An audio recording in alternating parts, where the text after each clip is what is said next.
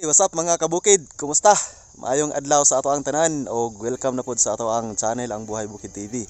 So sa karon nga video mga kabukid, mohatag tagamay nga kahibalupod mahitungod aning soil acidity o kung unsa ang dapat natong buhaton nga simple nga pamaagi aron mabalik ang kahimsog sa ato ang yuta o kanang ginatawag nato sa English nga ibalik siya pagka neutral. So sa karon nga video mga kabukid, human na ni, no? Itudlo na ko sa inyo ha. Katong mga pamaagi nga diin very affordable, no? Makapalit lang ta dinha sa mga agri supply o kining barato nga klase sa kining limestone nga pwede natong gamiton sa ato ang grabe nga acidity sa ato ang yuta. So before that, no, gusto lang ko magpasalamat sa ato ang mga subscribers, no, nga walay sawa nga suporta sa ato ang channel ang Buhay Bukid TV. Daghang salamat sa inyo mga kabukid. Daghang salamat sa mga inyong pagtanaw sa ato ang mga videos. Okay mga kabukid, proceed ta sa ato ang video karon. Ato ang topic karon mao ang soil acidity. So before ta mo proceed, maadto sa ato ang paghisgutan karon, no, muhatag lang tagamay nga idea kung usa ang mga hinungdan nganong himong aslom or himong acid ang ato ang yuta. So ang una, ang kining frequent application of fertilizer. So isa din ni mga kabukid nga makakos og kining aslom ang atong yuta kining walay puas nga pag-apply gani paggamit og kining fertilizer. Kining paggamit og kining mga synthetic nga mga abono o kining mga abono nga mapalit nato dinha sa tindahan nga kanang mga binuhat sa tao. Mo nang ginatawag nato nga synthetic fertilizer. So mo na una, no. Ang ikaduha, kining siguro wa ta kabalo ani mga kabukid labi na sa katong mga namuyo dito sa mga medyo mga bukid-bukid nga area, no. Siguro mapansin ninyo labi na katong mga kaigsunan natong mag-uuma nga wala pa po naka-attend og kini mga seminars nga ginakandak sa mga private sector or kaning sa government. So ang ikaduhang hinungdan himong aslom ang atong yuta mga kabukid ay kini diay kining perminti hinlo ang ato ang area. Perminti nato ginalipisaan, perminti nato ginadaro. So mutuo mo sa dili mga kabukid. So isa na siya sa hinungdan nga himong aslom ang ato ang yuta. Nga naman, siguro nga pangutana mo nganong maka-cause siya og soil acidity ang kining perminti hinlo. So ako ang pag-research sa mga kabukid sa may tungod pa o according pa kay Google, kini diayng yuta nga perminti hinlo, wala na sagbot, no? Sama ani na area ato gilimpisaan. Muhatag matag sampol mga kabukid kay para sabtan po ninyo. Ingani wanay sagbot hinlo. Pagbundak sa kusog nga ulan, so wa nay sagbot nga mupugong, wa nay mga gamot nila nga mupugong dinhi.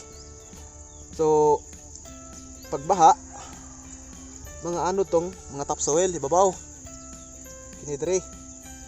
And then sa kadugayan sige kaanod ang mabilin katon lang medyo bantok nga part sa yuta o ako kabalo kung unsa ang tawag ani. So isa pug gyud daw na, no, nga himong acid ang ato ang yuta. So mao na ay sulti ni Google mga kabukid. So mao na siya inungdan, no. Nakita nato nga duha. Pero sa ko alang na ako nakita nga duha himong acid ang ato ang yuta. So ana wa tay mabuhat tud kay himong acid na atong yuta.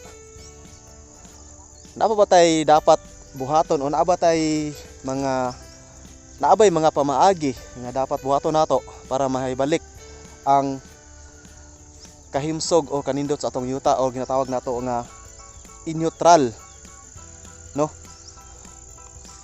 So ilakid lang mo nato mga kabukid nga kung ang isa ka yuta acidic, so dakong problema. Nga naman, tungod kay kung aslo mga atong yuta dili ma-absorb no bisan unsaon natog apply og kining mga abono fertilizer sa ato ang mga tanom dili basta-basta na magamit sa ato ang tanom ang mga abono nga atong i-apply tungod kay acid ang ato ang yuta no wala na may bakterya wala na yung mga minerals nga dapat kailanganon sa ato ang mga tanom. So balik ta unsay dapat atong buhaton nga para nihimong neutral ang atong yuta. Simple lang sa karon nga video mga kabukid, mahatag tagamay nga idea ma-share ta sa inyo ha. Simple nga pamaagi sa simple or barato nga presyo. Una mga kabukid, kung naamoy mga compost din ha, organic compost, mga panit sa saging, panit sa gulay, mga prutas, o kung naamoy nga tawag nato din nga vermicast, isa na nga pamaagi mga kabukid nga nindot gamiton para mahimong mabalik ang kahimsog sa atong yuta. So organic ka pamaagi. Ang ikaduha, kining atong i-share sa inyo karon mao ang paggamit og kining limestone, or kung naamoy budget na mas maigi or mas nindot gamiton ninyo ang dolomite. So sa karon ganinang buntag nag-apply ko og limestone kini sa ato ang tanom nga durian. No? Para mga kabukid. Kini gaputi. Limestone siya. No, napalit na ako dito sa Agri Store og tag 85 ang sako. No, mas barato siya kaysa dolomite. Actually, dolomite unta ako ang paliton. Pero not down sila og stock. Pero kining limestone pareha naman sila og purpose para mahimong ma-neutralize pud ang yuta. So daghani og nagamitan ang limestone mga kabukid. So mo hatag po rin siya kabugnaw sa magamot sa ato ang tanom. And then ang pinaka importante gyud ang katong ginahisgutan nato nga mapababa ang acidity sa yuta into 5.0 man yata ang kuan kining matawag nato nga neutral sa pH sa yuta. So mani ganina wala lang ko naka video tungod kay wala mo gyud video sa ato mga kabukid. No, lisod na ato ang misis pod dili pod makatabang og video sa ato tungod sa abot sa gibantayan nga bata. So karon lang ko nag-video after nako pag-apply. So tanan-tanan mga pila ni kapunuan makaya man siguro ni og mga 60 kapunuan. So dili pa kay daghan ato ang gigamit.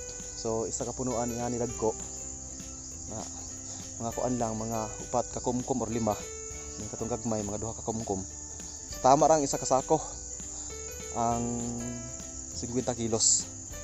So kung kinsa tong mga bag-uma nato dinha nga nag-antos o wala kabalo aning pamaagi para mapabaang ka ng kaaslumot sa atong yuta.